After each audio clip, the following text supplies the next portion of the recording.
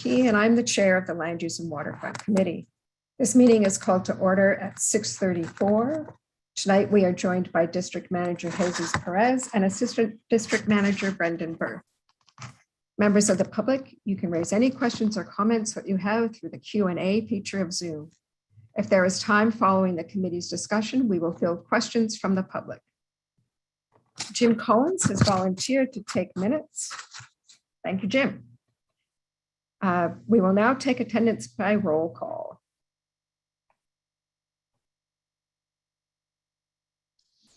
Okay.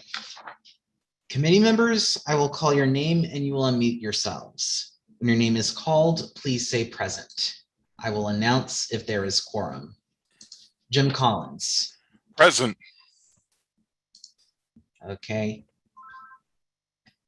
Adam Hartkey. I know he's not here tonight. Molly Hollister. Here. Kavitha Matthew.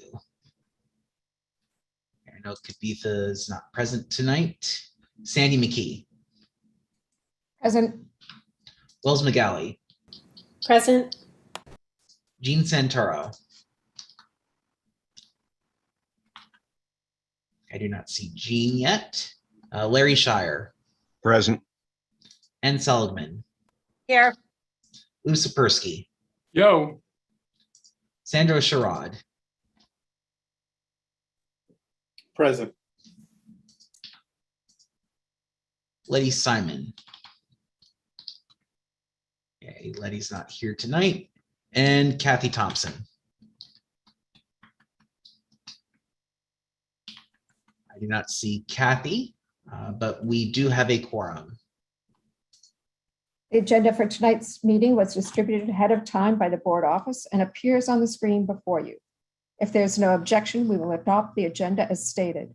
Members of the committee, if you object to adopting the agenda, you may raise your hand through Zoom. Seeing no objections, the agenda for tonight's meeting is adopted. The meetings from the August 23rd meeting were distributed ahead of time by the board office. If there is no objection, we will adopt the minutes as drafted. Members of the committee, if you object to adopting the minutes, you may raise your hand through Zoom. Seeing no objections, with the minutes from the August 23rd meeting are adopted. They will soon be available on the CD6 website. In order to conduct an efficient meeting, there are a few ground rules. No one may speak until granted the floor. Committee members, if you have a question about committee business or wish to make a motion, please raise your hand through Zoom. The chat function should not be used for committee business or questions about agenda topics. All remarks should be made on the record by raising your hand through Zoom. Chat should only be used to alert us of any technical difficulties you are having or to state in writing information like an email address that has already been stated aloud on the record during the meeting. When the committee member is given the floor to speak, I will identify you and you can unmute yourself so that you can speak. We are required by New York State law to create a verbatim transcript of the meeting.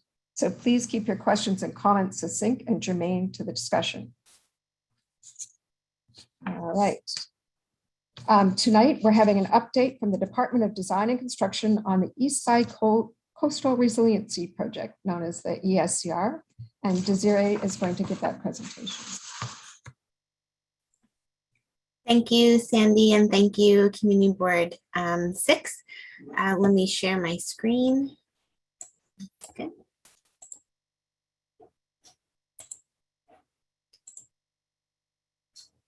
Okay, does everything look okay? Good. Yes. All right, fantastic, thank you. Okay. As Sandy mentioned, my name is Desiree Gazzo. I work with the HNTB Lero Program Management Construction Management firm brought on by the Department of Design and Construction to manage the Eastside Coastal Resiliency Project. I'm joined tonight by colleagues from the PMCM team, as well as our colleagues at DDC to present to you tonight.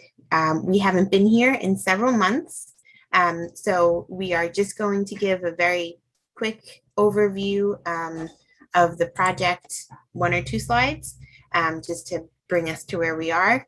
Then we will do just an overview of the contracts that make up the program. We'll jump into a project area 2 update.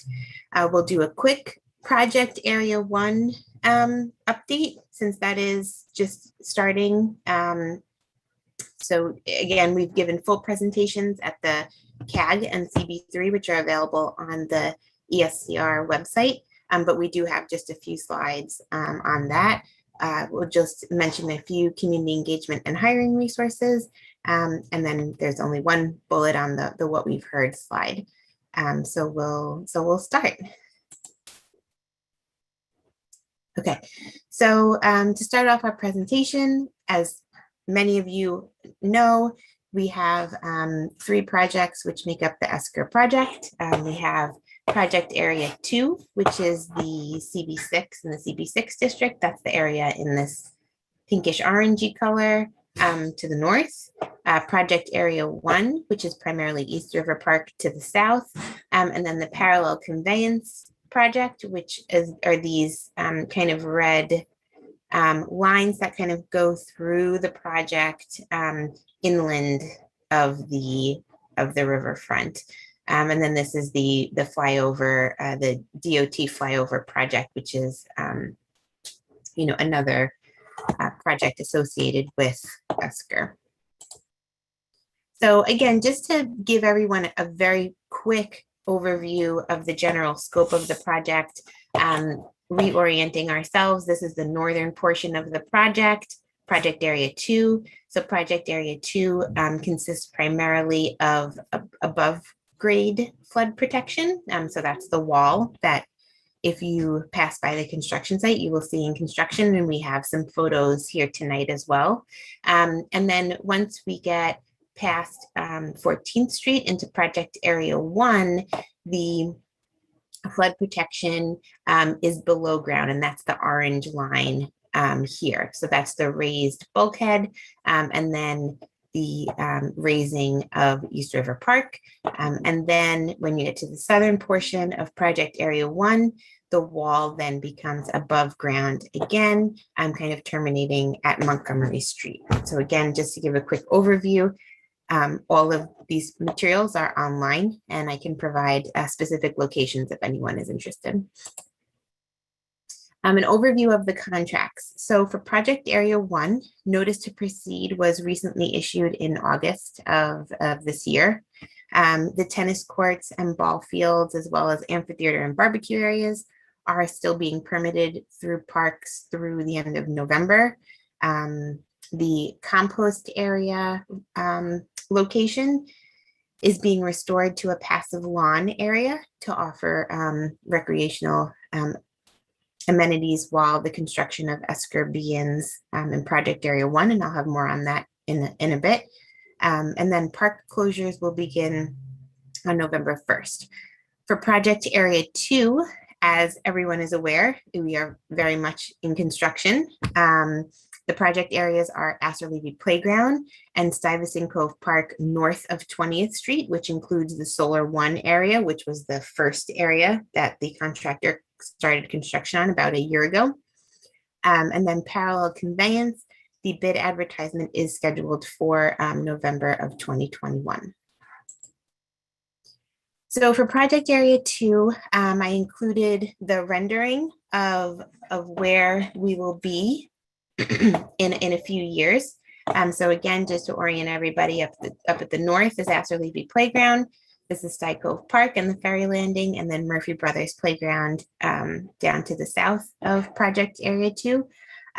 In June, we received the announcement that Mayor de Blasio again announced the funding for the amphitheater, the public restrooms at Murphy Brothers, and then the funding for the flyover bridge. So that was great news that we received. There were some other items that the community board, that this community board was looking to incorporate, which did get incorporated, which was also the dog run at Murphy Brothers Playground, but the restrooms, I think, were really great to hear that the funding was approved for that. So I think we're working with Parks on that aspect of Murphy Brothers. And again, you will see in a minute, Murphy Brothers construction begins in a little bit. We'll go to the next slide here. But we did just want to, again, we haven't been here in a while, so we're catching up on news to share with you. So this is the timeline, which again is also on the website. We have Astrolevy Playground, which again, construction started just at the end of 2021, just at the end of 2020. However, this starts at January 2021. So we had Astrolevy and Solar One were the first two areas to begin construction. Astrolevy is scheduled to be completed here in the spring of 2022. That is the first completion. The Solar One flood wall and gate is also has also been in construction, and we have again some photos to share with you tonight that show the progress of the flood wall. That area will then be temporarily restored, and then we also began work just recently north of 20th Street in Stuyvesant Cove Park, and they are making progress. It's amazing how much progress they're making on that as well. So then once the area north of 20th Street is completed, which is around the end of 2022, then in 2023, they will begin Stuyvesant Cove Park south of 20th Street. And then in the fall of 2022, we'll begin Murphy Brothers. And that basically, we are trying to keep 1.5 parks open at all times. So one of the playgrounds, again, Astrolevy Playground, will be completed and restored before Murphy Brothers Playground goes offline. And then Stuyvesant Cove Park, we want to make sure that half of the park is open at all times. So for current construction progress, which is a little bit more granular than the overview, Stuyvesant Cove Park north of 20th Street. Again, we have pile installation, flood wall construction. The photos will show you exactly what's happening there. There's multiple stages to construct the flood wall. And right now we have all of those stages kind of happening simultaneously at Stuyvesant Cove Park.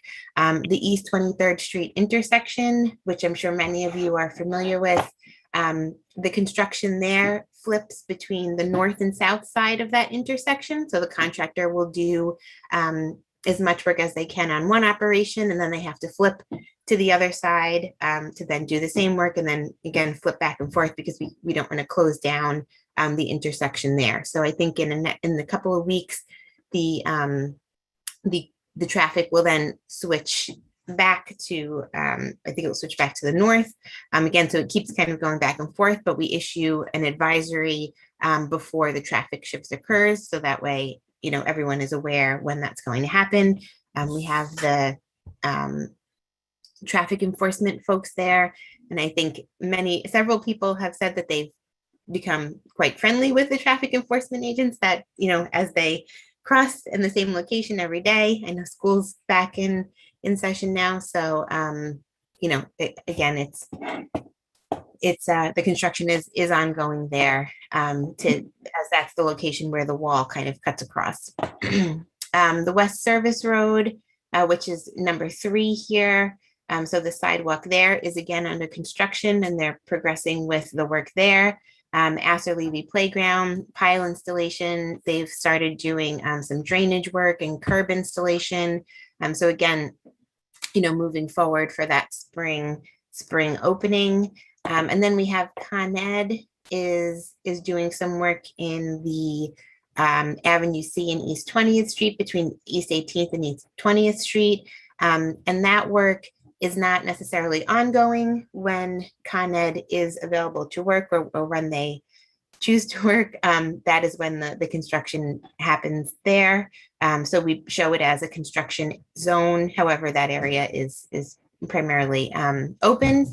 And then just recently down at number 6 here, at the FDR Drive northbound exit 7 ramp, we have some sewer work that's going on there. So we have kind of a lane shift with the traffic pattern in that area, and that will be ongoing for a couple of weeks. That's the newest work that has been taking place. So here are a few photos. Some of these are much older, but again, we haven't presented to you, so we did want to show you kind of from start-ish to finish of how the wall is constructed. So in the first photo here, we have the sheet piles here, which are interconnected. We have the H piles here, just next to them with the flood wall footing. These are the rebar supports for the flood wall, and this is the contractor pouring the concrete there. So then you have the rebar supports with the concrete footing poured. And again, this is, let's see, this is the Solar One building there, just to, get your bearings. And then once the concrete is poured, then they finish building that rebar support cage. And then they put the wood framing and formwork on, and then they pour the concrete from the top there, and it kind of fills up the formwork. And then once it's set, then they can remove the formwork from the wall. And then there is the wall. And this is a section here that still has the formwork on or in place. And then this is the wall looking south here. And then I think the next picture is looking north. So here's the FDR and there's the wall. There's about 500 feet of wall built at this point. Yeah, and here's the wall looking north, I'm sorry, the wall looking north. There's about 500 feet of wall built to date again, and they are making progress on the wall. So it's really coming along. So now we'll move into project area 1. Again, we gave a full presentation for the construction approach for project area 1 at the CB3, the past CB3 meeting and the past CAG meeting. The CAG meeting video will be posted to the website in the next day or so. So if you would like to watch the full presentation for project area 1, you certainly can view that on our website. And if you want to see all of the slides from the full presentation, I've included the link here, and this will be on the website as well. So again, the construction approach slides here, the orange shows the area closed, and these are just snapshots. So you'll see we'll show mid-October to November 21st, and then we'll show November 21st to the end of the year, and then we'll show summer of 2022. Again, it's a snapshot in time of the construction progress. There are many phases and sub-phases of work. However, this is to give kind of a general overview of the work that is scheduled. And then we will be providing, we sent out several advisories last week, and as we get more details of the work to share, we will send out subsequent advisories and update the community at community board meetings, etc. So this first slide again is mid-October, so where we are now until November 21st. So the fields will remain open through the end of league season in November. On November 1st, the majority of the tennis courts will close, and this area here in Reach E2, the majority of that area will close. This will be the first area to close, as there is deep excavation there so it's deep sewer excavation, and that will help with the upland drainage. So that area is being completed first.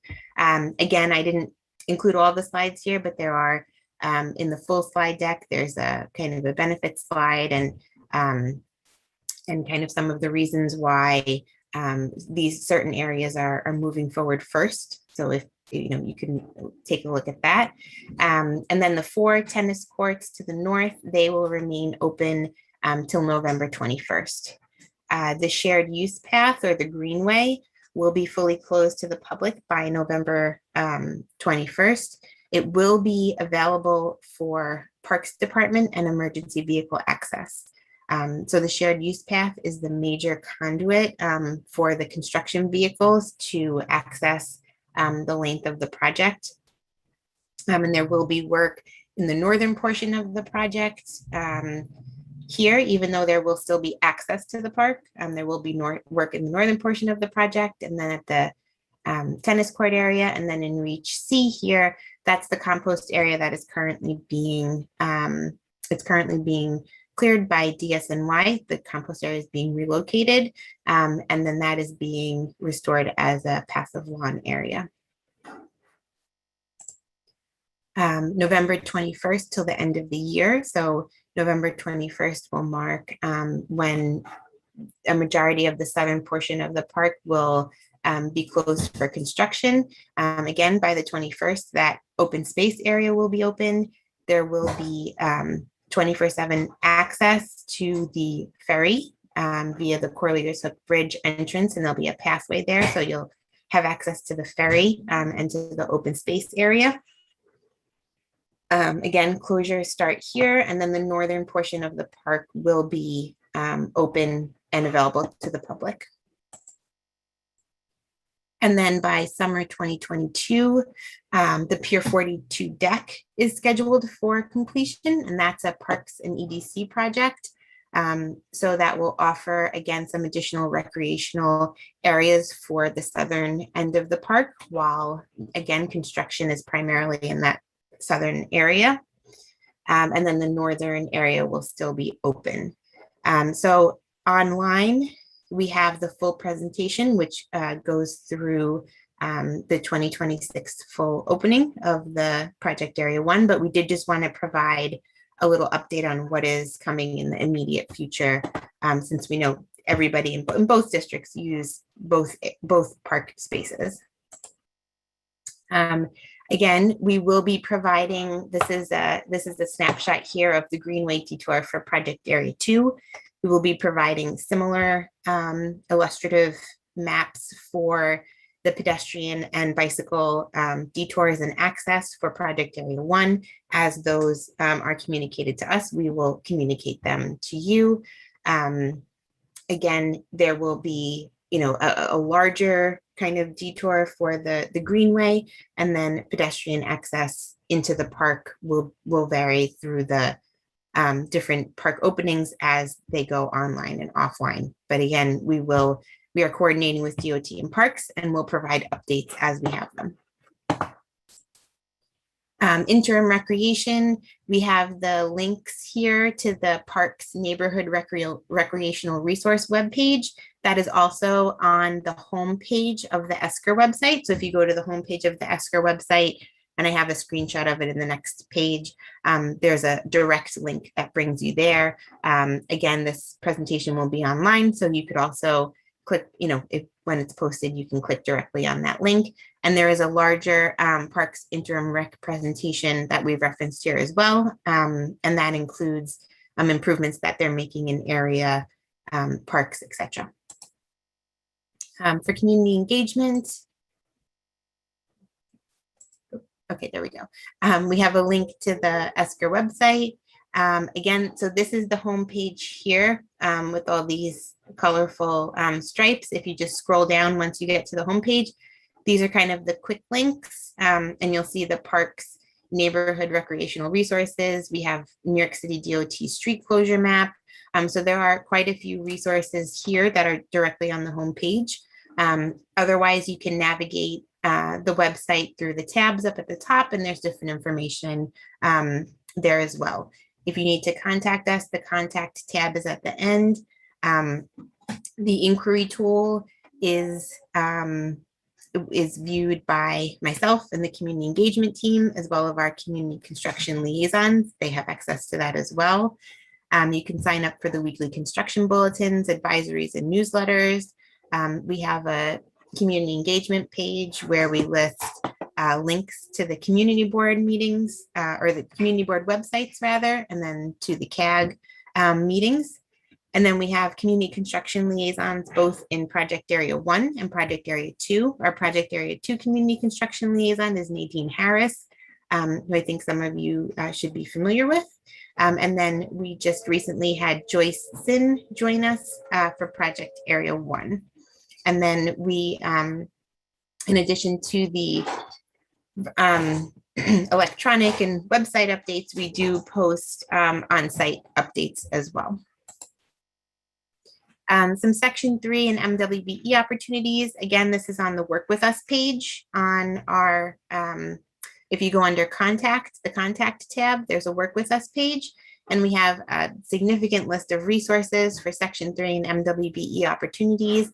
A few of our partnering organizations, Workforce One and Construction Skills, we've been coordinating with them to provide resources. So again, everything in blue here links out, and you could also go to the page for that information. And we have been sharing it through the weekly emails, as well as through updates to the community boards as well. And I think, so we don't have a lot on the what we've heard slide. We also haven't met with you in several months. So we would be happy to, again, take comments on what you'd like to hear moving forward. We have heard that, that the pedestrian connections from Project Area 1 to Project Area 2 will be important. So again, we're working on that now that we have that construction approach for Project Area 1 is, we know where that's going. So now we're looking at where Project Area 2 will be and how the linkages for pedestrians and bicyclists will work best. So we will come back with more information on that. And again, we are happy to come back and present. So if there are other things that you would like to hear, please let us know. And that is the last slide of our presentation tonight. So Sandy, I hope that gave a good overview of all the project areas. And I apologize for any background noise. My son is playing with his train set, so I don't know if you could hear it, but I'm available for questions now. No problem. And just a few reminders, we're going to start off with questions from the committee members, and please, once you're given the floor to speak, I will identify you and you can then unmute yourself so you can speak. We have 3 hands up already, but 4. I did have a couple of things I just wanted to ask. For instance, the new public restrooms, the dog run and the flyover, do you know when you might be able to come to us with some of the information on that design and how it's progressing? Sure. I do not know when. I will follow up. Again, the funding was just received in June, and we have been, at our city team meetings, we do kind of ask when we'll be able to present more information, and we are not at a point where there's more information to share there, but as soon as there is, we will definitely come back with that. I'll try and get a better date. Also. And great. Jim has had his hand up for a while. Jim, you had a question? Hi, good evening, Ms. Gazzo. You had shown a slide of the wall under construction, and I understand that's at the northern side of the of this project. Is there, those look to be about 8 feet tall? Yes. Can you, or 6 to 8 feet tall? Is there 8. going to be any line of sight where people can view the river, or is this just, I mean, I have not followed this all that carefully, and now that I see this wall up here, I'm just concerned that the nice walk around the East River will be lost forever. It Sure, kind of looks like the Berlin Wall. So just to bring us back to, let me see if I could just pull up the rendering. I know it's very small, but the wall is behind the park here. Okay. So All right. Fine. All right. Beautiful. Okay.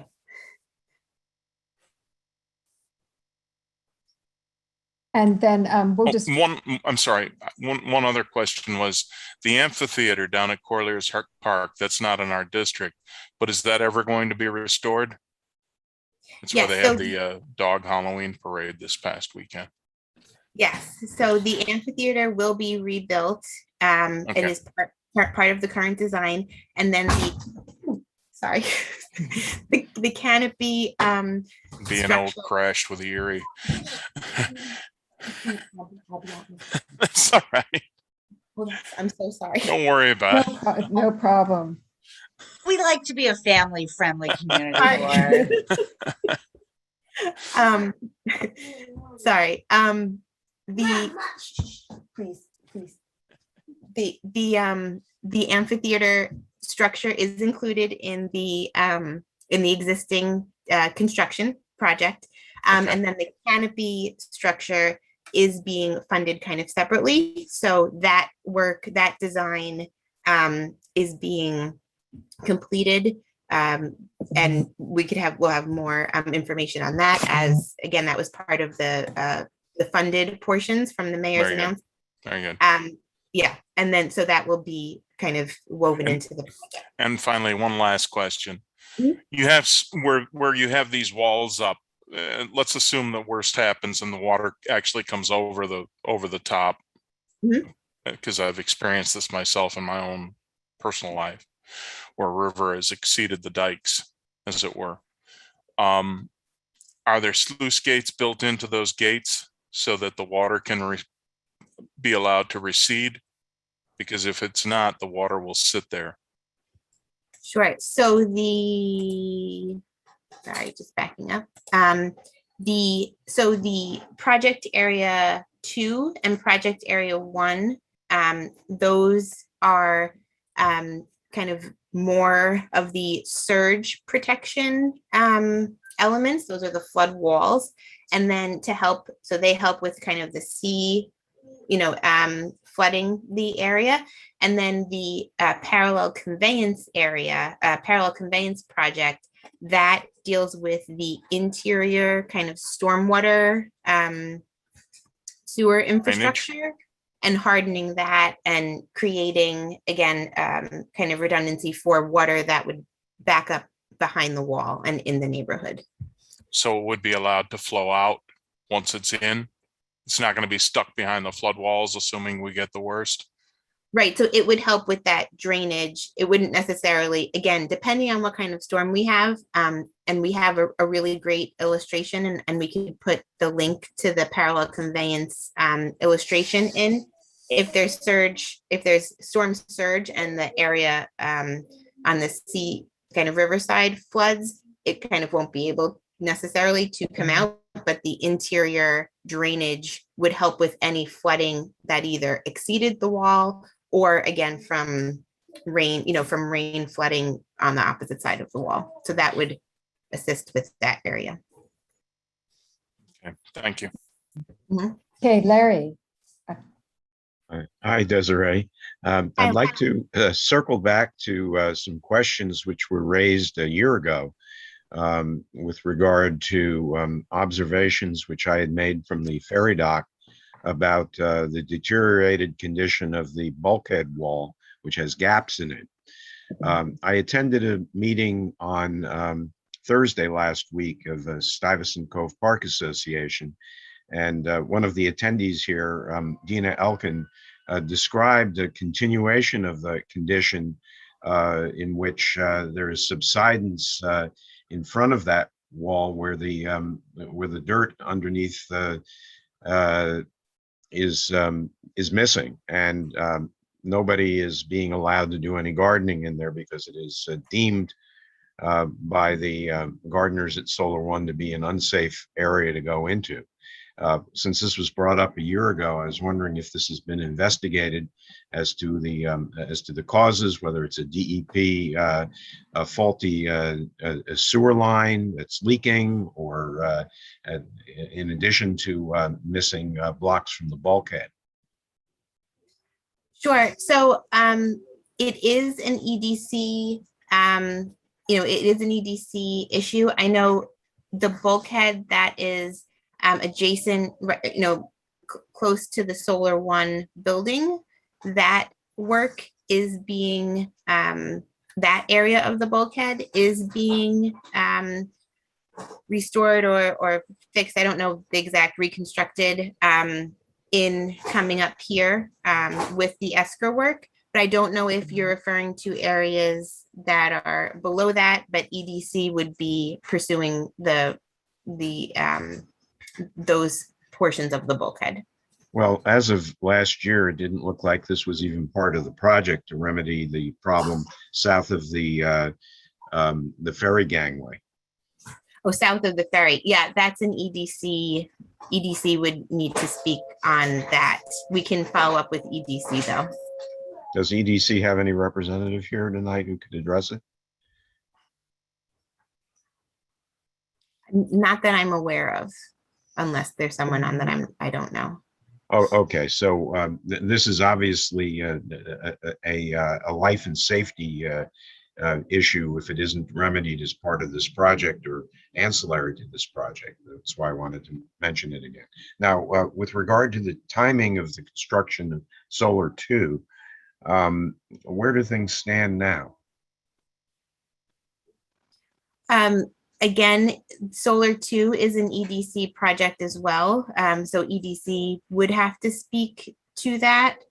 It is not part of the Escr project. It's, we're coordinating with EDC for the reconstruction of Solar 2, but it is not something that our contractor is constructing. Okay, and the final question is something that Gene Santoro and I have repeatedly brought up, and that is, what are the plans for the area of Avenue C between East 18th Street and East 20th Street when the construction gets going south of 20th Street for the movement of bicycles and pedestrians?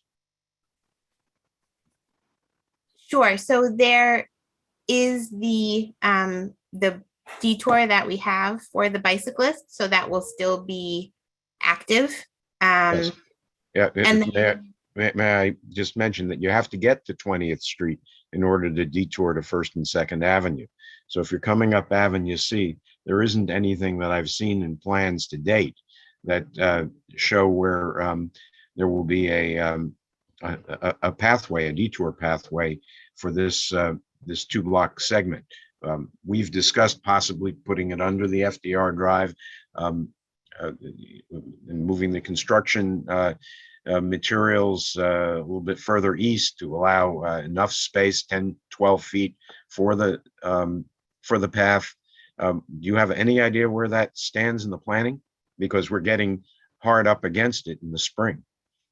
Yes, so I believe that was determined that was not going to be feasible. However, I will double check with that. And then I know we will be amending the bike detour as we move into that southern portion. And we will have to now coordinate that bike detour with the project area 1 project detour as well.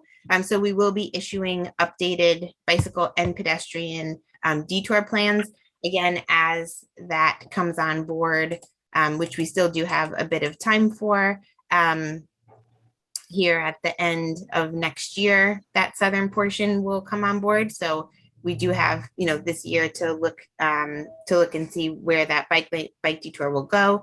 We're also coordinating with DOT on the upgrades that they're making to Avenue C bike lane. So we do have a little bit of time here to present that, but we will certainly come back with the details of that detour. We look forward to that. Great. Thank you. Mm-hmm. Anne, you had your hand up? Yeah, one of my questions, actually, Larry kind of alluded to, which was, the issues that Solar One had been having. And so it's sort of a shame that nobody's here from Solar One to give us an update on how this has proceeded from their perspective.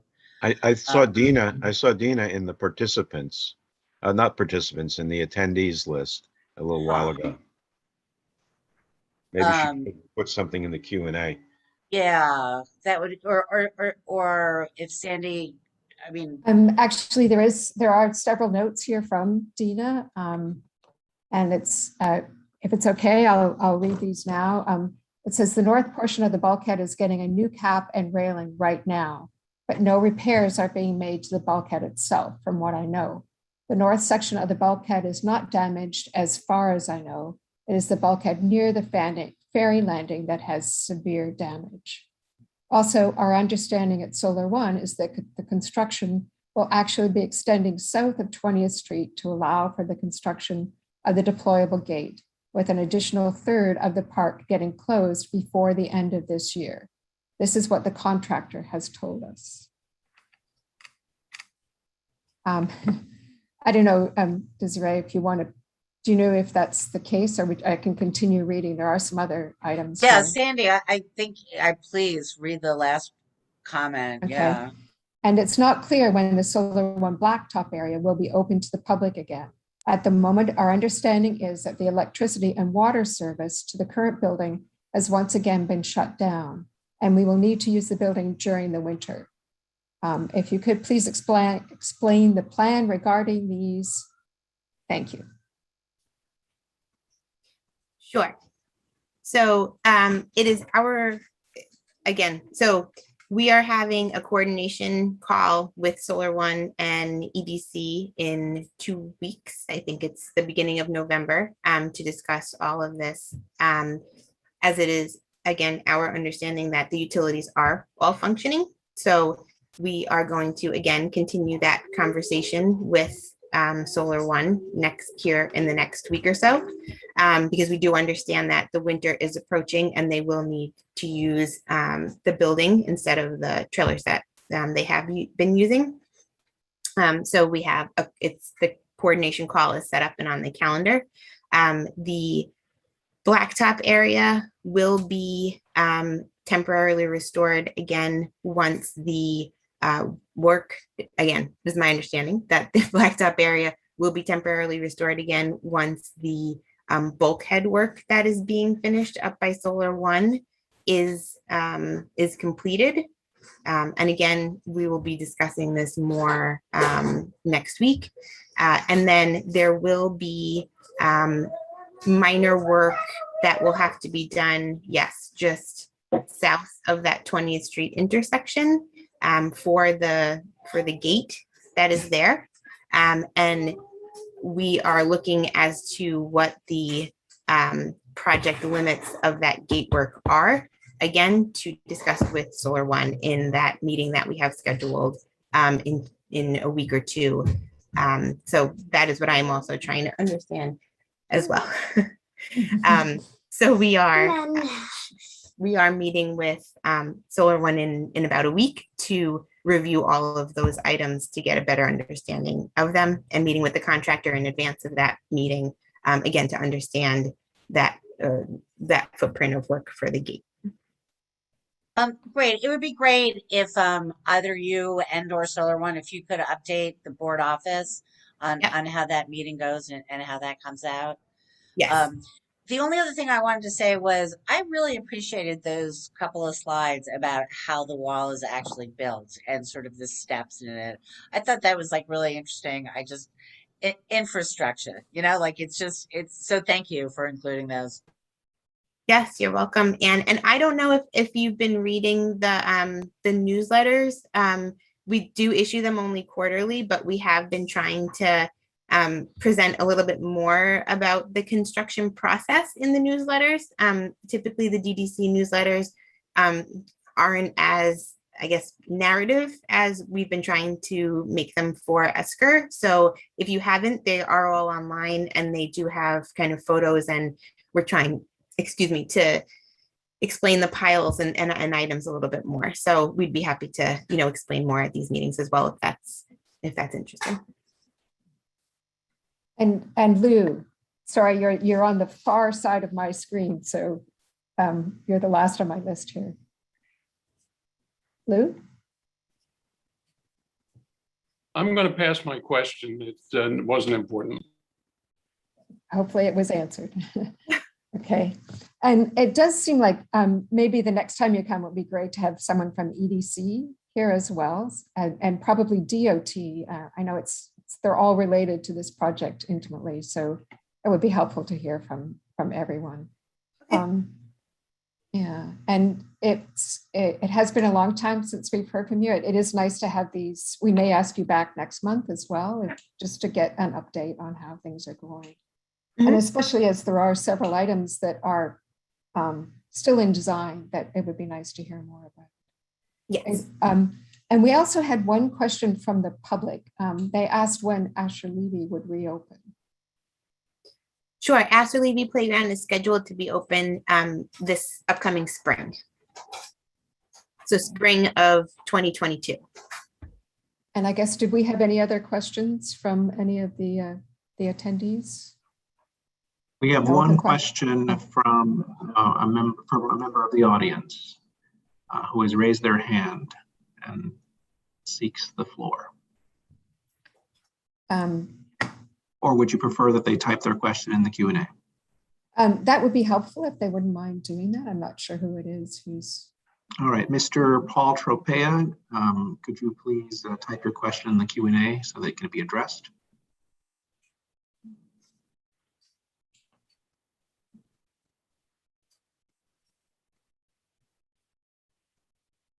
If they would prefer to talk, that's fine too. I just asked that try to keep your question succinct and to the topic. Mr. Tropea, could you identify yourself and then state your question briefly? Yes, I would like to defer my question to Marinelle Hawk.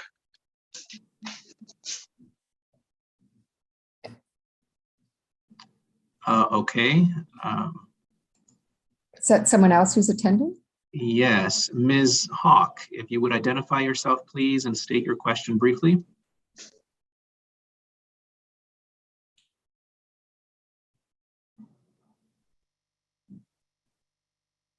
You're on mute. I'm not sure.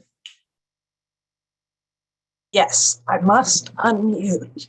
And please forgive my voice tremor. However, what East River Crew would like to do, and this is far in the future, but we want to make ourselves known now, is to provide a rowing location near the street end of 20th Street. And we will at that time be able to talk about how we would not interfere with ferries and how we would not interfere with ocean flying traffic. So it's nothing for now, but we just, when the time comes, don't want to be strangers. So, Okay, and I believe that you have spoken to us previously. yes. And yes, so thank you for a reminder, and certainly it's something that is worth looking into. Thank you. Okay, you're welcome. Okay, I guess I think that's everything that we have. Thank you, Desiree. One more question came in, written question in the Q&A. Okay. This is from Rita Kelly. I know that at one point the Envision rating system had been selected. What is not clear to me is whether Envision will be used for the entire project or for project segments. While either is possible, it would probably be better to use it for project segments, thus being able to keep the community apprised of progress, glitches, etc. Do you know the answer to that, Desiree? Sure. So I know that the city is seeking Envision certification for the project. I would have to come back with more information, though. I have not been involved with that portion of the project, so we can certainly look into that and provide more details. Okay, great. Thank you. Well, thank you very much. And it's time to go play trains, I think. Yeah, sorry. I'm so sorry. No, it's fantastic. It's great. Thank you very much. Okay, thank Great you. update. Have Okay. a good night. And please, again, yes, I'm sure we'll have more updates next month. So I would imagine we'll see you again. Okay. So Thank next you. on our, thank you very much. So next on our agenda is Pat Wagner from Atlantic Aviation on the proposed renovations to the 34th Street Heliport terminal, which includes a handicap ramp and changed window designs. So Patricia. Hello, can you hear me all right? Mhm. Yes. Good evening, and thank you for letting me present tonight. My name is Patricia Wagner, and I represent Atlantic Aviation. It's the East 34th Street Heliport facility. And I'm reporting on our recent number one, our operating agreement was renewed a little less than 2 years ago for another 10 years to operate the facility. And with that came a commitment to provide $2.2 million in renovations, which we submitted to the city, which is EBC, for improvements to the facility and land. So as required, we've already started some of those processes and completed them, and we're in the final phase, which is what I'm going to present to you tonight. But I thought it would be interesting for you to understand what we've done thus far. So the first slide I'm going to show you is the facility upgrade, which included the ramp resurface, which was much needed. And as you know, being on the water in the East River, we have constant barrage of the tidal changes and water, and it takes a beating. And we felt with the grading and the milling, we did a really intensive job of surfacing it to make it graded for smoothness and longevity. So we spent a lot of money on the surface of the ramp, and you can see it looks beautiful if you walk by. It's called the Black Beauty asphalt, and actually it is. It looks great. We also included the markings and what else that goes with the bollards and the fuel cabinet, which I don't know if you can see, but it's behind these little yellow bollards. We had a whole new cabinet, which also had to be replaced due to weather beating and the the corrosions of the East River that continually bombard us. So that's the first thing we did in the process of upgrading, and included in that was this red and white bulkhead pier head line that you see that protects us from water to some degree, but of course with flooding, we're very susceptible to the tidal changes, and the storm tomorrow will be another test of that. But included in the bulkhead was a whole repairing of the lighting situation. So all the perimeter lights were replaced and put in with new electrical lines and waterproofing to keep them protected. So that's looking from the East River landing to the west.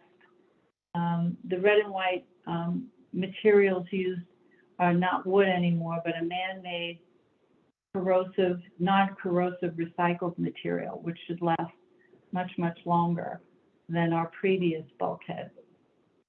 So those new perimeter lights at night look beautiful. If you walk past, you can look at them, and it's just a beautiful landscape to see the lights with all the other lights in Manhattan. The next one is also more grading. We did the grading outside in the parking lot area as well. And we added some trenching, which was much needed. The trenching relieves the water pooling. We're under the SBR drive, and these joints have some separation in them from age, and the water would pour down and create pooling, and there was lots of water retention that we decided to run a trench, which relieves that and goes right into our main drain. So that's been very helpful. In addition, the DOT did address some of the overhead, separation of these beams that had eroded, which was causing a lot of the rust and the water that came down onto the property. So with that, those waterway pooling areas are now relieved, whether you're walking or riding a bike or driving your car through that area, it's much, much improved. This is just another view. We're looking southbound, and again, the road area, the access to our parking lot area is completely redone. And this is the existing handicap ramp. And this vestibule will have some new windows. That's part of the changes of the terminal. There's really no footprint change. We're just replacing the existing windows because of this water that came down constantly. This became very rusted. So we're changing all of these windows out to new upgraded windows. We're not really changing the building at all. We are painting it. This is the color it is now. We're keeping the same color. The sign is going to remain the same. Again, these windows will be new, but otherwise, really, there's no change to the building size or dimensions. This is just another view of the parking lot. Again, the fuel cabinet in the middle here was replaced, and then you have this. We put in these planters, which are actually taller than the ones shown here, and I'm in the process of getting the proper foliage to put in them, but that's been sitting in a barge somewhere in the water off the coast of California. So I'm waiting for the plantings that I've ordered to come in, but it will give some much needed eye appeal to anybody transiting the area. And this is a ramp view of the new handicap ramp coming off the ramp, active ramp side of the building. So you have the one on the road side that we showed previous, and this is the new ramp that will be added as you exit the building, coming out, getting to your aircraft. This is just another view looking to the south of the entranceway, these new doors and windows, and the new ramp. And that's just, we added some additional lighting, and these are our camera systems. And this is a camera system, but there's also additional lights, which are actually not shown here, but there are Cobra head lights on the corner of the building that illuminate at night this whole area when you're walking through the area. And I think that's it. So again, we are seeking to have the community board review the changes that we've made and approve them. We are going through EDC for all of our permits and work orders to be approved before we do them. And we're working with the Design Commission on all of our changes for continuity and regulation. And we are very happy to present the upgrade to make everything look a little prettier if we can. We're in a very constrained area, but we do want to be, you know, a better part of the landscape that can give a little bit of relief to this area with the water retention and all the other things going on in the area with the drainage we've added, the lighting, the new windows we're installing, the handicap ramp. So I hope, you know, we can complete this by the end of December. This is the last piece of the project. So if there's any questions, I'd be happy to answer them. We do have several questions. I also had a question. Your existing handicap ramp, I'm wondering why it takes up so much space, and if it couldn't be made more compact. No, you have to have, for every foot of elevation. It's the landing I'm talking about, actually. I understand that the length of the ramp is dictated by the ADA, but your landing is extremely wide as you make your turn.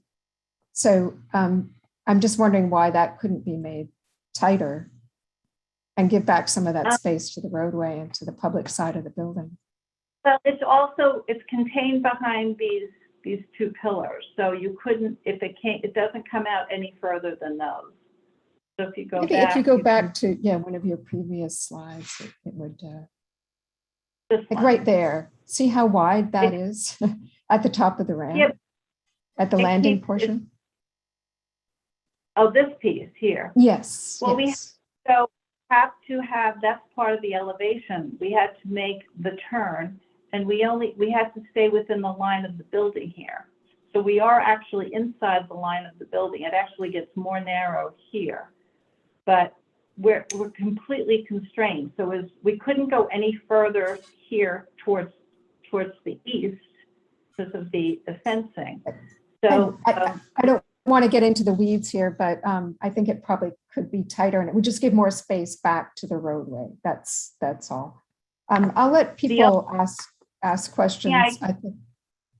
The only thing I could suggest is this was done with the finitest amount of room that we had. So I'm sure they included the only other thing I could imagine is it had to come out because of this pillar.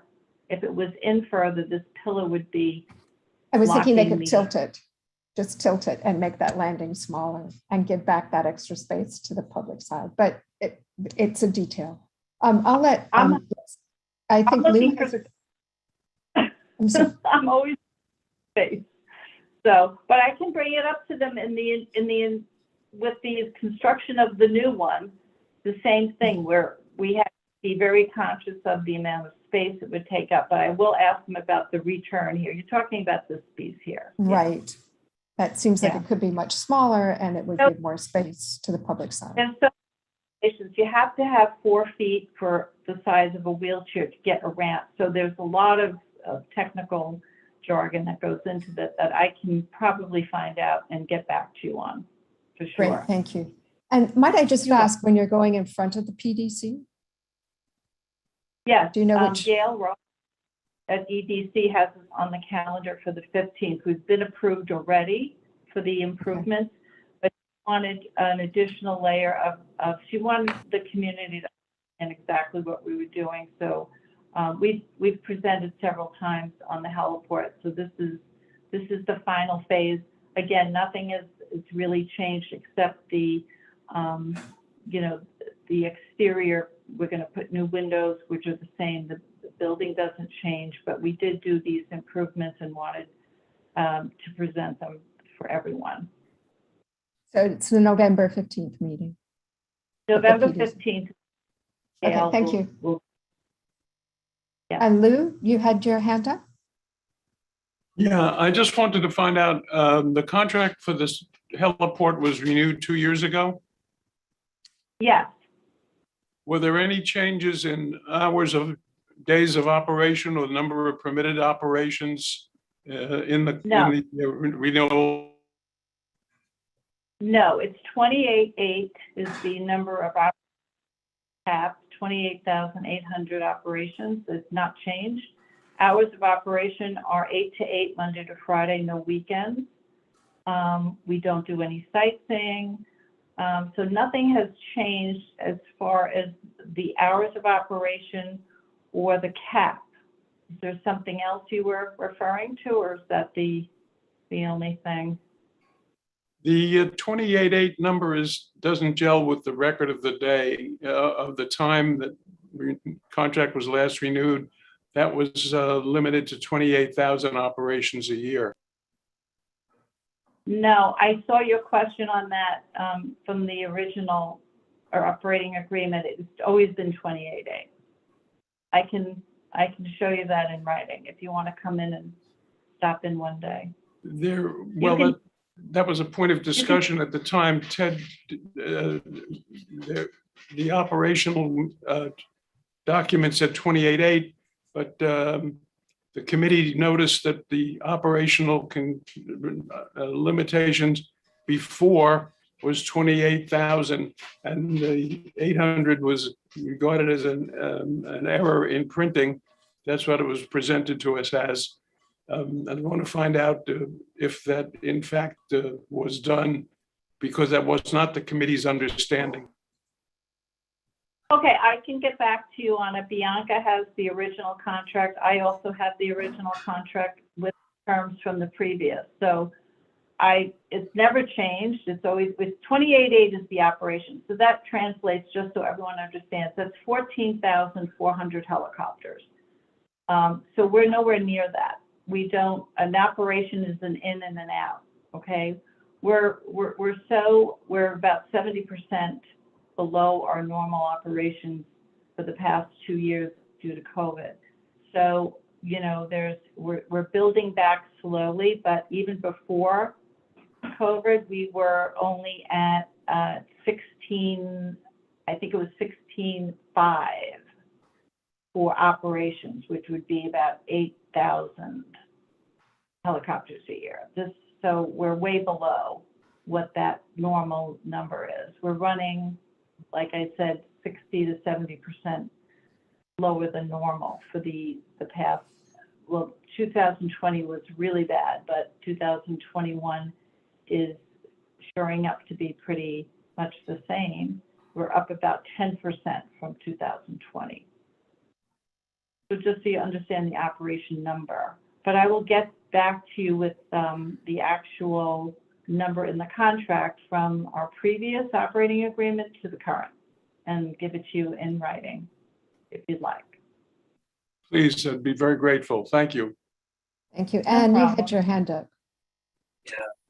This is with I the do. people for like the sector New York. Pat, we met a few years ago when there was some talk about trying to find a way to maybe use this, you know, open space in what's a community board with, you know, very, very limited open space. At the time, the issue was insurance and kind of who could cover the insurance, and, you know, were there any organizations that where, you know, a yoga class, they would have their insurance covered. But it was also fenced in before. And so I'm kind of curious, you know, with COVID, people are rethinking how and where they want to do things. And so I'm wondering if, you know, if it's an idea, we've been talking about this at parks a little bit about how to use underutilized open spaces. And of course, right by the waterfront is especially a scarce resource in this district. So just wondering about your thoughts on whether that's a question worth revisiting. I have personally been a one-man band of marketing for that because, you know, it's a unique situation, like you said. We have an open space, and I actually retained a few years ago the perimeter fence. So along the bulkhead in this photo, there are pieces of poles that I have standing fence that's piled up here that can be put as a barrier, as a waterfront perimeter fence, which is a requirement for the fire department. We have had 4th of July, as you may have recalled. We've done a few 4th of July when it's on a weekend. But I also have entertained through the EDC in the contract to allow for commercial use and have an event person actually help me, because I'm not an event planner, I'm a heliport manager, but with the opportunity to use the property on the weekends. We already have SoulCycle interested in coming and doing an outdoor SoulCycle class, you know, but it would be actually repeat through the summer. So we're looking for seasonal things, car shows, Harvest Day.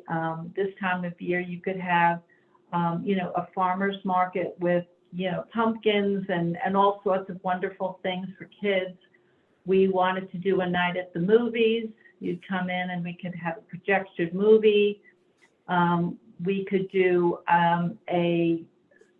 you can come down on a Saturday or Sunday and Sundays have lounges with umbrellas, with some refreshment, with maybe food trucks. I mean, these are all things that I have been, you know, hoping to get underway, and it's got to be the right fit. It has to be, you know, something that is based for the community, but with, you know, with the liability, like you mentioned, it has to be the right fit of liability that we're taking on and manpower. So right now I'm closed on weekends. So we would have to look at all those things, but we have a meeting actually this Wednesday with an event person, and we're presenting it to the EDC. We're presenting to Iris Garcia, who is the person in regard to doing events that on city property. So we're having a Zoom meeting as we have right now with all the principals regarding all the coverages we need to do this. And we're also trying to do this in advance of the season next summer, because we realize, you know, we can have things a certain amount of time during the year, and then it gets a little crazy after, you know, November, December. But we feel like with the opportunity, with the new lights and the perimeter fencing that we already have, we've already invested in that. We know how to handle, you know, a temporary permit to assemble. We know how to do that. We've done it already. So we really want to get your input, if you have, and maybe you want to attend the meeting, but your ideas, but we want to let people know that this is available. So whether it's New York One or people who want a yoga class, but we just feel like with the residential community at hand, we know that it would be whatever we do would be successful. We've already done a card. It's great. And sorry to interrupt, Pat, but if you could let us know when the meeting is, I think we would definitely like to have a representative come. I think that would be very helpful. And we do have a couple more questions for you. Yeah. And sure, go actually, ahead. I would thank you, Pat. I'm really glad to know that you're, you know, still as enthusiastic about it. If there's anything else I can do, you know, to help and facilitate, you know, let me know. And I also wonder just about, given your proximity to NYU, if you've spoken with them about ways they might be interested in using it too. Well, we are currently engaged in a contract that does organ transport. We are handling organ transport as we speak. We have been for the past 9 months with NYU. The transport program has been very successful at NYU, and we see now that other hospitals are taking on the same standard of getting transplant operations in their facilities. But the element of getting that organ in such a timely manner has saved already, you know, it's just tremendous. We can't express how thrilled we are that when we know how successful it is. And we speak to the doctors, and we've had meetings with NYU Langone, and they've commissioned this to be their obvious choice for bringing the organs in. And we just filmed a commercial last week, and you're going to see it on television actually, about the program and about how effective it's been in being able to save lives by, you know, obviously time is of the essence in these situations. So yeah, we're very, very happy. NYU is very happy, and the EDC is thrilled as well, because it just makes for a perfect scenario of how the heliport can be, number one, you know, a useful tool for the community, but also in raising, you know, the standard of life for so many people. So we're thrilled about it, and we are engaged already. And I can also give you a small report on that if you'd like in response from tonight. And we do have a couple more questions, Pat. Lou, you had something, if we could. Was that me? Yes, that's you. Just as a matter of record, there was a proposal at the last renewal of two renewals of the contract for the heliport about alternate uses on the weekend.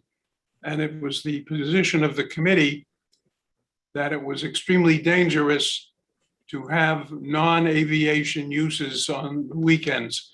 It's marked on the maps, on the aviation maps, as a working heliport, and has been used as a working heliport on the weekends for emergency use and for official use of the city government.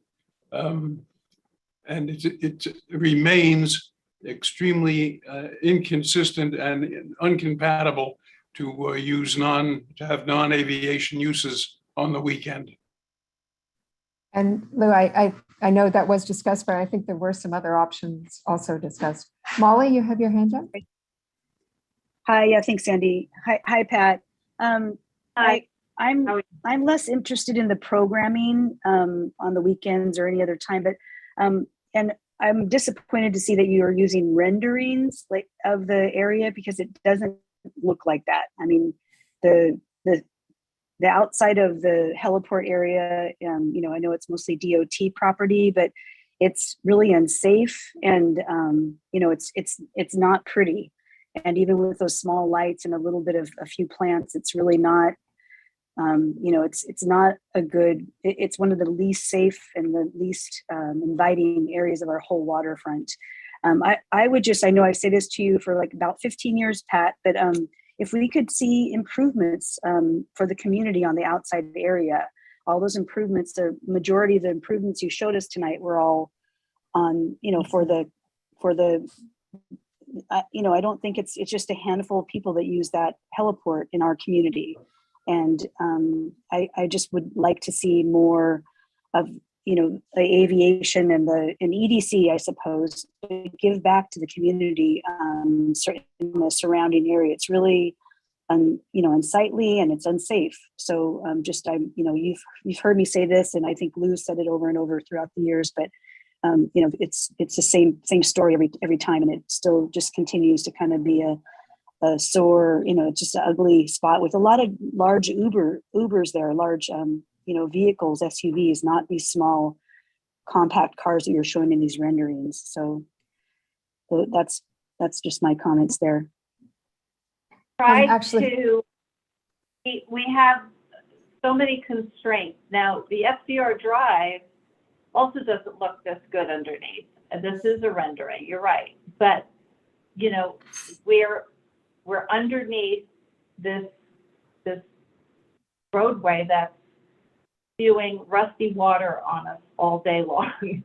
And we solved several problems with the grading and putting down, so there's no more water pooling. We put curbing, we put all new bollards in, we put all new plantings in that were never there. We are in very constrained area. We have the FDR drive above us. We have the access road here. We have parking here. We have no room to do anything other than what we are proposing and have done to date. If you want to give me a suggestion of what you would like to see, that I could give me an idea of what you're suggesting, I can speak to it. One thing I would like to follow up with, we have had 2 comments from the public, and they say, how can we reclaim this unnecessary parking space back for the community? It is unclear why there is a need for dedicated parking spaces. In addition, cars drive in the wrong direction and idle in the roadway. This helipad is amenity for very few people at minimum. That would be great if they could invest in safety lighting for pedestrians to broaden this dark space, and maybe a pickup and drop off area, but these parking spaces are unnecessary and excessive. So that's from our community as well. That's understood, but you know, parking is limited in New York. I drive to work. I need a place to park. The people that are coming to use the facility or have a meeting with me need a place to park. The employees that I hire need a place to park. I choose We have to an drive excellent ferry system that's very close. I highly recommend it. But you understand that it is a concern in our community, that it is our waterfront and this space is. We have added a bikeway walkway on the median that's there. We have to have access because of DOT requirements. this is not my rule. This is just the rule of the law of having access through this area. So there has to be a road. It connects to the water club. It connects to the NYU parking lot. You know, I think this is a discussion for another day. I'm here to present the improvements that we're making, that we're obligated to spend, and we're spending more than the 2.2, but we're given very little to work with, and we're trying to do the most potentially good with the money we have to make the property, I think, number one, for safety. I'm all about safety. I mean, we put road bumps into the road, and someone told me to take them out because somebody on a bicycle didn't like them. So I mean, I can't win when it comes to, if you want to put a roadblock up or something, that's going to cause a problem too. This is a transit area. I'm not allowed to based on the DOT. But I think that's a conversation for another meeting. This is a conversation tonight for the improvements that we want to show that we've made to the property under our contract and operating agreement, which we're fulfilling to the 100%. Where, we were asked to do these improvements. We're committed to it, and we went through a difficult time with COVID. And the heliport is supported by EDC. It's an aviation facility in the middle of Manhattan. I get that not everybody likes that, but that's not the question here. Understood. Thank you. And I think we'll probably ask you back to have a more complete discussion, and we can do it with the DOT. One thing, because And this is going and the EDC maybe. Yes, Yes. definitely. Yeah. And one thing, because this is going to the PDC, they require a letter from our community that we agree to the improvements as presented. And I guess that's really something that maybe we should vote on, or at least have some idea of what we want to say in our letter. Do we want to comment on any of the improvements? And Jesus, are you? Do you have I think that there's some A letter or resolution from the committee seems appropriate. Right. I believe a letter is typically what they're looking for. And do we have anything we'd like to add to that letter if we do go ahead and approve? I guess maybe our first step is to see whether we do approve. I think there's some issues that need to be discussed that have been raised. The effort to limit the discussion to these points is very interesting. But the contract was renewed 2 years ago without reference to the community board, and I think we ought to find out why. And I think we ought to clarify the issue of the number of operations, because Ted Lynn, who was the late Ted Lynn, who was a member of the committee, noted in the printed material the discrepancy in the number of permitted operations. And it was understood at the time that the board's understanding of the operations was dispositive, and the other number was not in fact correct. And I think we ought to make an effort to sort those issues out. Unfortunately, Lou, this really is about the PDC, and the meeting is November 15th. And if they're going to make a presentation, they require a letter from our community board. But So that's a separate issue that's not really related to this. We can discuss that at another time. I think it's part of this discussion, because if they're going to be asking for our approval, then we ought to be able to assess the totality of the way in which this operation has taken place, and the involvement of the community board, which was not included in earlier discussions. I think it's appropriate to utilize this as our vehicle into a full-scale conversation of the operation of the heliport in the community. Lou, we did present. We presented several times. We're on that. You can go back and look at the calendar. We did present prior to the operating agreement with the EDC present. It was pre-COVID. We were at the dental hospital, the dental school where we had the meeting, where you had the previous meetings before Zoom. Yes, we did, and we did address all your questions then, and we did address the operations number then. So I will address it again. I will be happy to, but I think tonight we're asking for the committee and the board to look at the presentation is to agree that these improvements are something that you are approving based on what I've presented from my commitment to the City of New York in our operating agreement for improvements to the property and facility. Those are that's the mission tonight, and I'd be happy to come back and address any other quota issues, safety issues, operating weekend issues, commercial use issues, all those other things at your request. I'm more than happy. I'm always available, and I've always made myself available. So I think we need to focus on what we're here tonight presenting for approval, and then there's another set of issues for operating agreement issues that may want to be clarified that I'd be more than happy to take on at another meeting or at your request.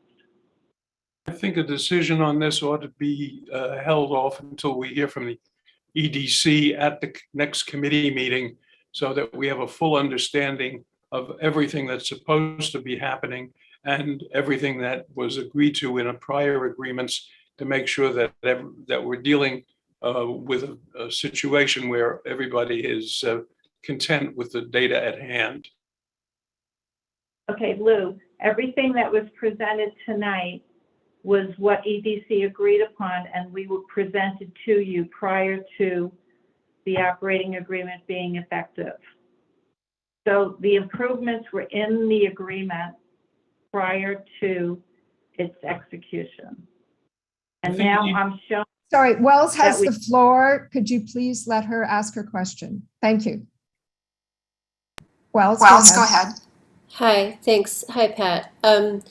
Is there, other than the renderings that you've shown tonight on the screen, is there, a more, I don't know, perhaps like detailed description of what is actually being done, in words, that is like a narrative that is describing the actual commitment to because what's shown here is a kind of, I think as Molly commented, it's a rendering of a kind of an aspirational idea, but it's unclear. And even in your comments, you noted that these aren't the actual planters that are going to be there.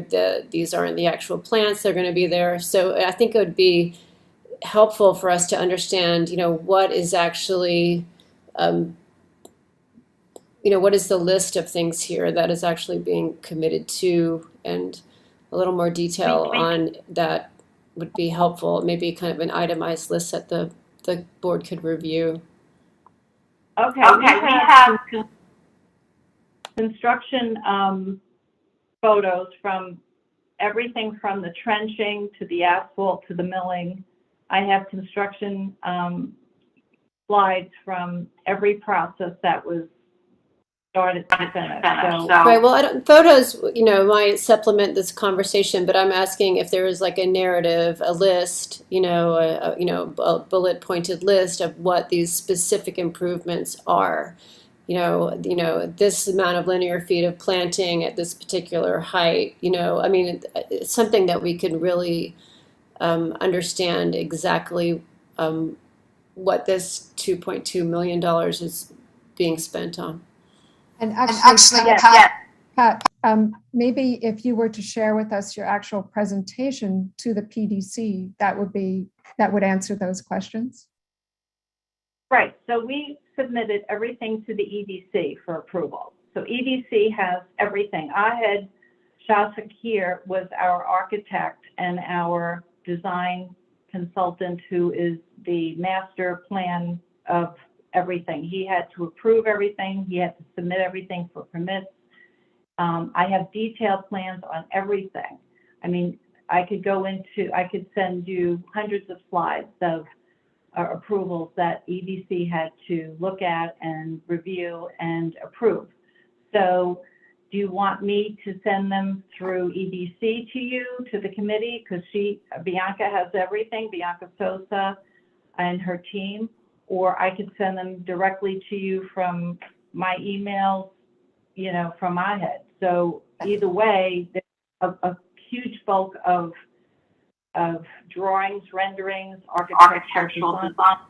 Right, but Pat, is there not a summary, like in narrative form, that we could review, a list of improvements that we could, you know, review and then compare, you know, what we're seeing here visually to, you know, what has been agreed upon?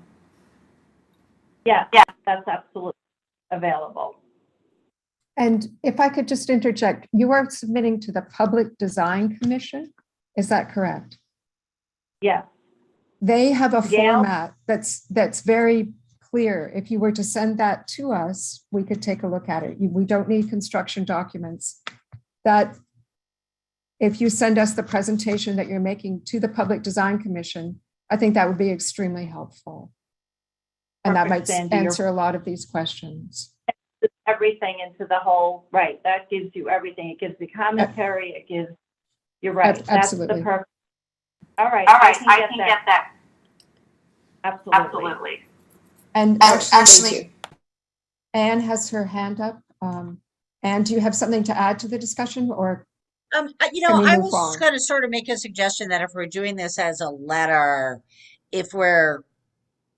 does not seem like we have clarity on it, but there's nothing to stop us from saying, well, you know, we don't disapprove of these improvements, of these changes, but we have these other concerns or these other things that we would like to have included. So Absolutely.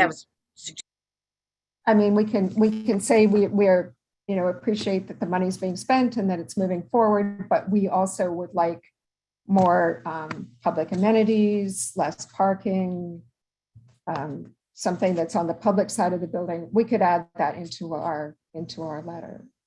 Absolutely. But if we more or less agree that the monies that they have put towards what they're doing are fine, we could send a letter to the PDC saying that we're amenable. I think it would be extremely helpful to have the presentation, although I think you need the letter before the 15th or you won't be able to present. I can send you the presentation tomorrow. I mean, I have it in my email. I can, who do you want me to send it to Jesus and the team? I mean, send it to the office, CB6 office. Yeah, send it to the board office, to Jesus and I, and we'll we can make sure to distribute it with the committee as appropriate. Okay, we'll have commentary, and I can also provide, in addition, the previous ramp condition and the new ramp in real-time rendering, not in real photographs, because we have that too. So I'll add that as well. I think that would be helpful. And we can maybe put together a letter. We really should, I guess, I know we have to have vote or show of hands that we think that they should proceed with this, but with caveats that we would like more public amenities, less parking, better lighting for the public side of the building. Does that seem like something we can move forward with?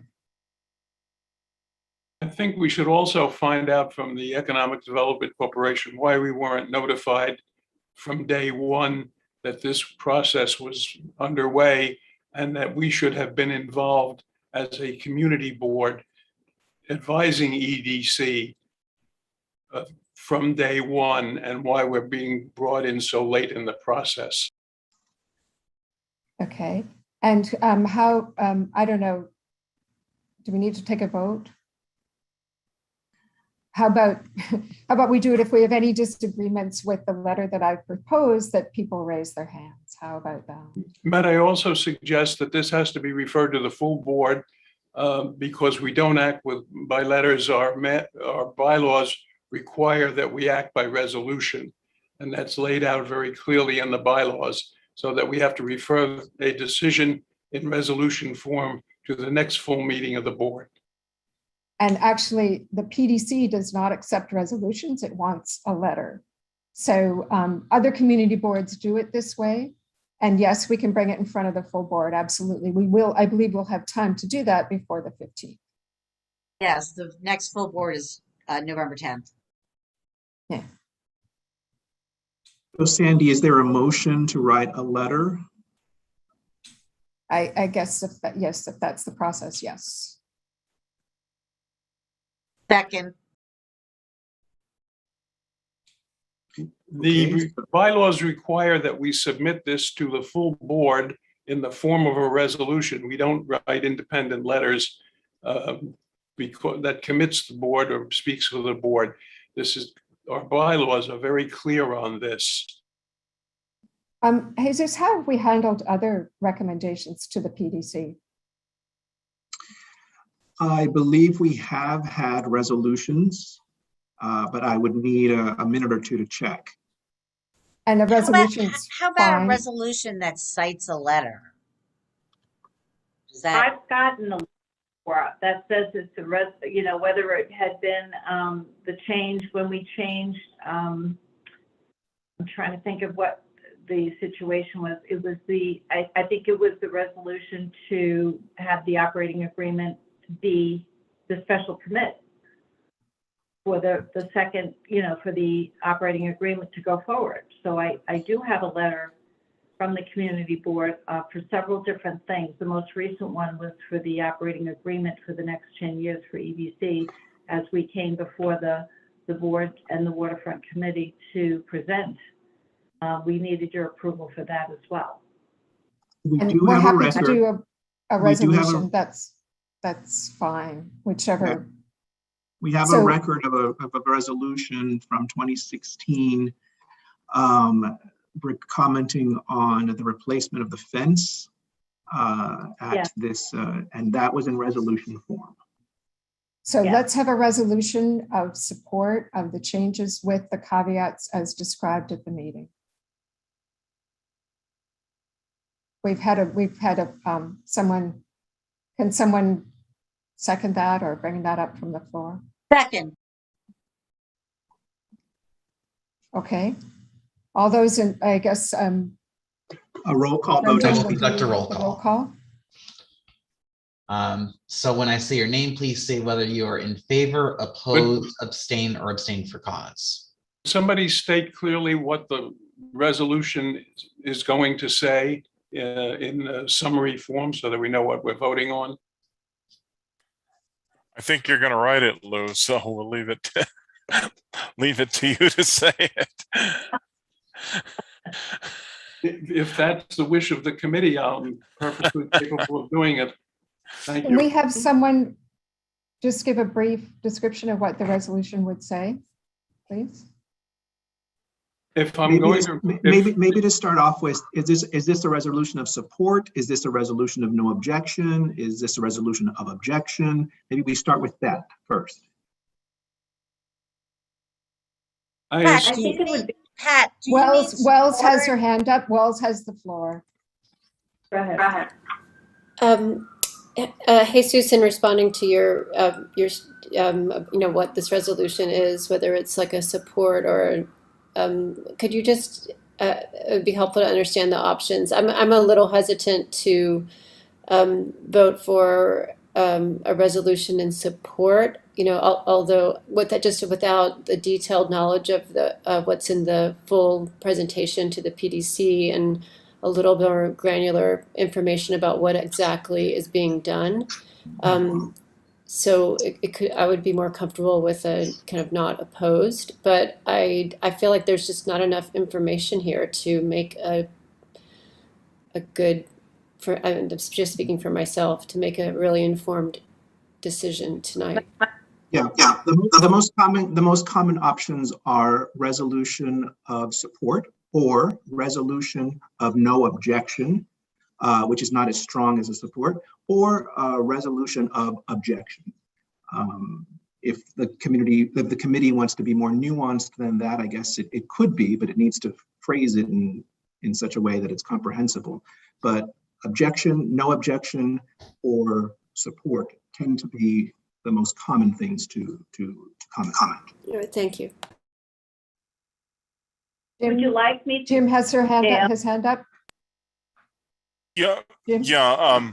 I was under the understanding that the purpose of the resolution was to authorize the chair of the board to send a letter to the EDC, not to vote on the substantive issue of the heliport changes itself. And I understood that was to request additional information from EDC, et cetera. If we're going, Perhaps I'm mistaken on No, that. the purpose of the meeting tonight was to get the community board to review the changes that are being made at the heliport, Right. utilizing No. the $2.2 million. So it has nothing. It's not EDC. It's not really connected. we're going to be saying. If you want to speak, please raise your hand. Well, Thank you. Sandra, I'm sorry. I didn't, my understanding of what the resolution was to request additional information. The resolution, whether that was, I mean, I understand the purpose of the meeting tonight was to discuss this plan and perhaps to even authorize it. But I didn't get the sense that the board, that the committee at least was willing to proceed with that at this point. Proceed with any kind of authorization without further information, which would have to be requested by a letter, which would have to be authorized by a resolution. No, we can get the information that's being presented to the PDC. That will be available to us. So if we're not willing to discuss this further without that information, we can wait another month. But it is not the EDC. We're not asking the EDC for more information. We're asking Atlantic Aviation to present to us what they are going to present to the PDC. And it's the Public Design Commission, not the I'm EDC. sorry. Yeah. Yeah. So I think we're confusing the two issues. Who made the original resolution? Perhaps they can speak to it. Who moved the original resolution? I guess I did, because the original idea was that we would write a letter, and apparently we don't want to write a letter. We prefer to have a resolution. If we are not ready to move forward, we can wait another month until we receive the information that Atlantic Aviation is going to present to us. I move to lay this over to the November meeting with substantially more information from EDC so that we can make a fuller and more comprehensive judgment on the issue. A second to the motion. We need someone to second that.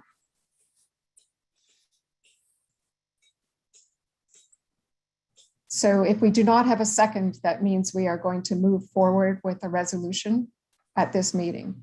Is that correct? Yes. Okay. So point of order. Mm-hmm. A motion has been made and seconded. Shouldn't we be voting on that before we do anything else?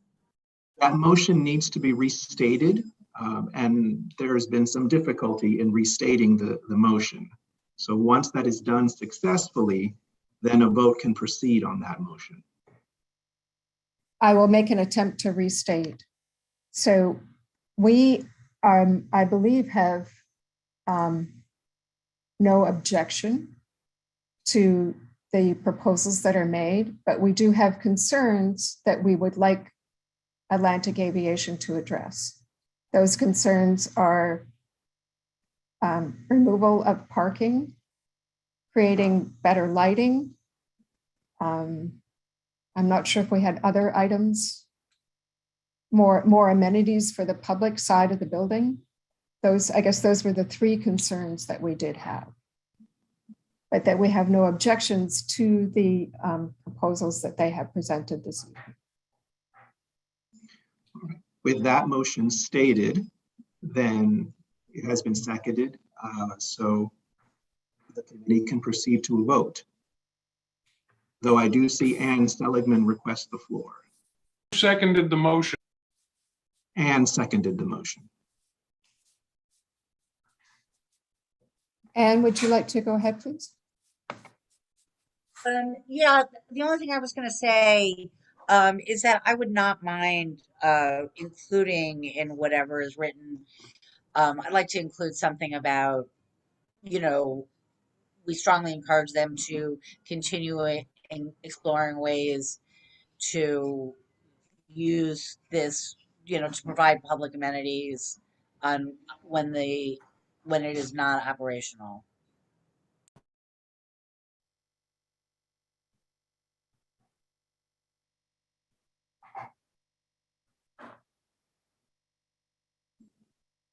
So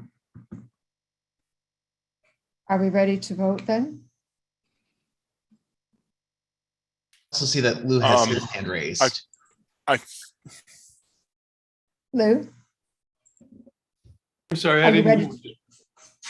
We were ready to vote. Did you have something you wanted to add? Yeah, I think that we're missing an opportunity. I'm sorry, I'm about to re-debate the issue. That's not appropriate. But proceed with the vote if you wish. Okay, and Jim? I was just going to move to lay the motion on the table until next month.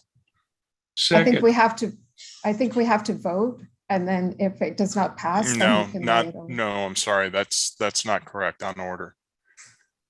If there's a motion to lay on the table, that takes precedence over the vote. And besides, no one has called the question yet. I second Jim's motion. I'm confused because I thought we had called the question, but if that's not the case. Sandy, for that procedural motion, let's just see a show of hands. Okay. Who would like to lay over this to the next meeting? Show of hands. Can we do this by voice vote? Okay. So we have we have two hands. I asked for the voice vote because I don't know mechanically how to show hands. All right, we have with Lou's hand, we have three. That is not a majority. All right, now let's proceed to the motion that is on the floor. A motion already stated, seconded. Call the question.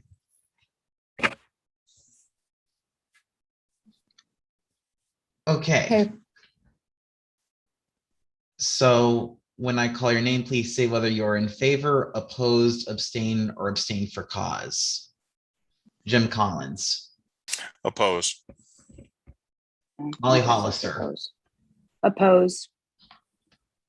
Sandy McKee. In favor. Wells McGalley. Opposed. Larry Shire. In favor. Ann Seligman. In favor. Lou Sapersky. Opposed. Sandro Sherrod.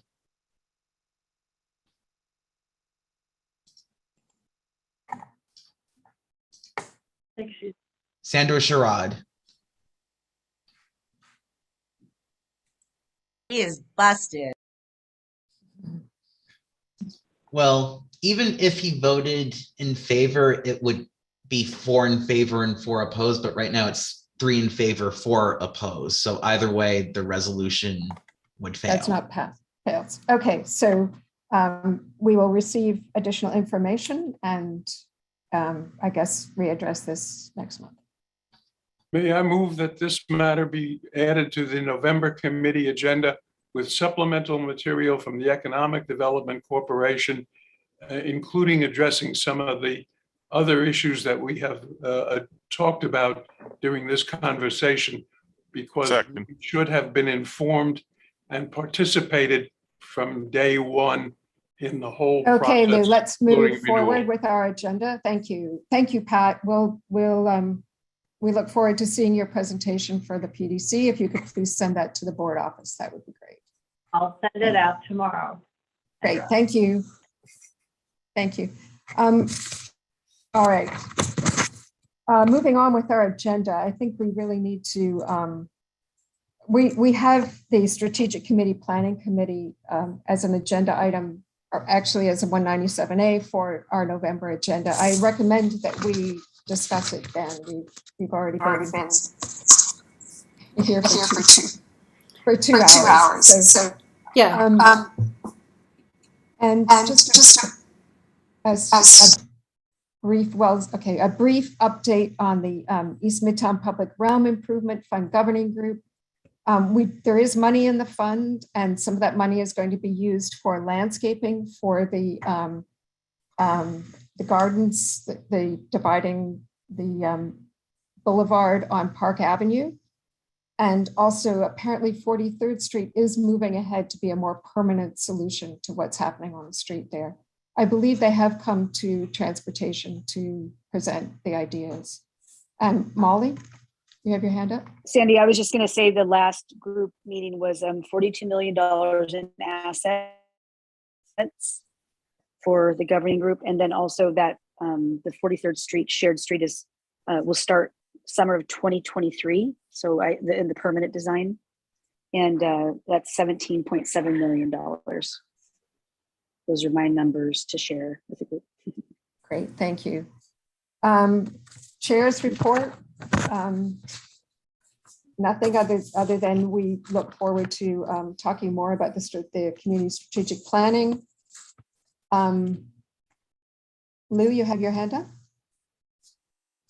Yeah, I was going to ask that something be put on for old business, but not this month because we run very late. So I'd rather deal with it at the November meeting.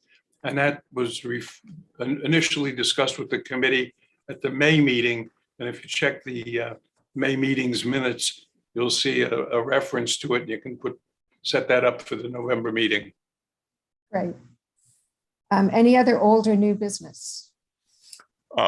Under new business, I guess it would be. And perhaps some of the other the architects and what have you can speak to this more diligently than I can. New York City has a number of opportunity zones that were created by the tax cut and Jobs Act of 2017. We have one in our community district. We have at least one in our community district. There is a thing, and this is what the architects can speak to, called form zoning. And I'm curious about this. And at some point, I would like to see if we might be able to get somebody from the Department of City Planning or some other resource to speak to it, because what it does is allow a little bit more flexibility to developers in underserved and impoverished areas. And I think it's something that we perhaps as a board can spearhead for the borough board and perhaps even citywide. It's just something I've just recently come across it. I'm not at all familiar with it in any sense of detail, but from what I understand, it's creating a more public realm improvements without the specificity of our particular zoning zoning code. I just believe it's something that might help develop those opportunity zones, which are in rough shape. And Jim, certainly we can add that to something that we try and get some more information on. We could try and get a presentation on that. I appreciate it. Coming up. Okay. Any other old or new business? Great. Thank you, everyone. We will Move to adjourn. Yes. Thank you, Sandra. We'll Thank meet you, again Wells. next month.